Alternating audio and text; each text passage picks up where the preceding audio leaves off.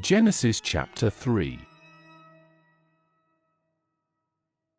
Now the serpent was more crafty than any other animal of the field that Jehovah God had made. And he said to the woman, "Did God really say, 'You shall not eat of any tree of the garden'?" And the woman said to the serpent, "Of the fruit of the trees of the garden we may eat. But of the fruit of the tree which is in the middle of the garden, God has said, 'You shall not eat of it, nor shall you touch it, lest you die.'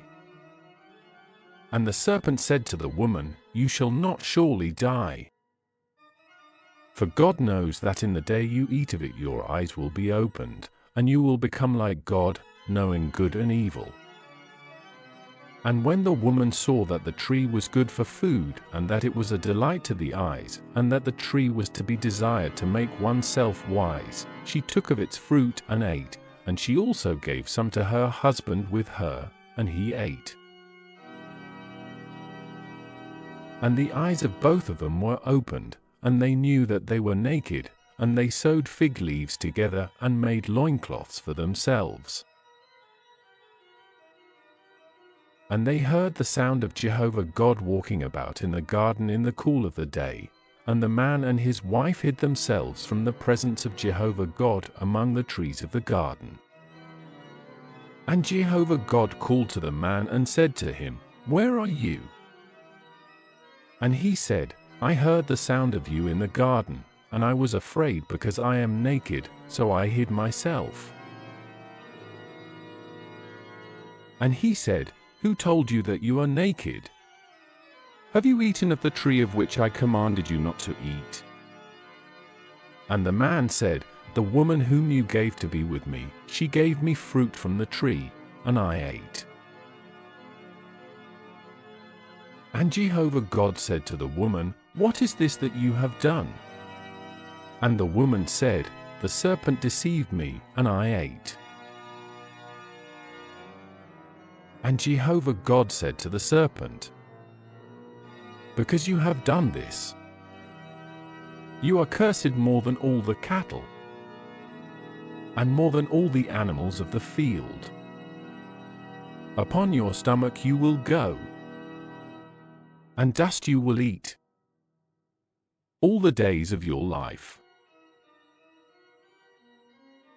And I will put enmity between you and the woman, and between your seed and her seed. He will bruise you on the head, but you will bruise him on the heel." To the woman he said, "I will greatly multiply your pain in your childbearing. In pain you will bring forth children. And your desire will be to your husband, and he will rule over you." And to Adam he said, "Because you listened to the voice of your wife, and have eaten of the tree concerning which I commanded you, saying, 'You shall not eat of it,' cursed is the ground because of you. In toil will you eat of it all the days of your life. And thorns and thistles will it bring forth for you. And you will eat the herb of the field. By the sweat of your face you will eat bread, until you return to the ground. Because from it you were taken. For dust you are, and to dust you shall return." And the man called his wife's name Eve, because she was the mother of all living. And Jehovah God made coats of skin for Adam and for his wife and clothed them. And Jehovah God said, "Behold, the man has become like one of us, knowing good and evil, and now, lest he put forth his hand and take also from the tree of life and eat and live forever." Then Jehovah God sent him forth from the Garden of Eden, to work the ground from which he was taken.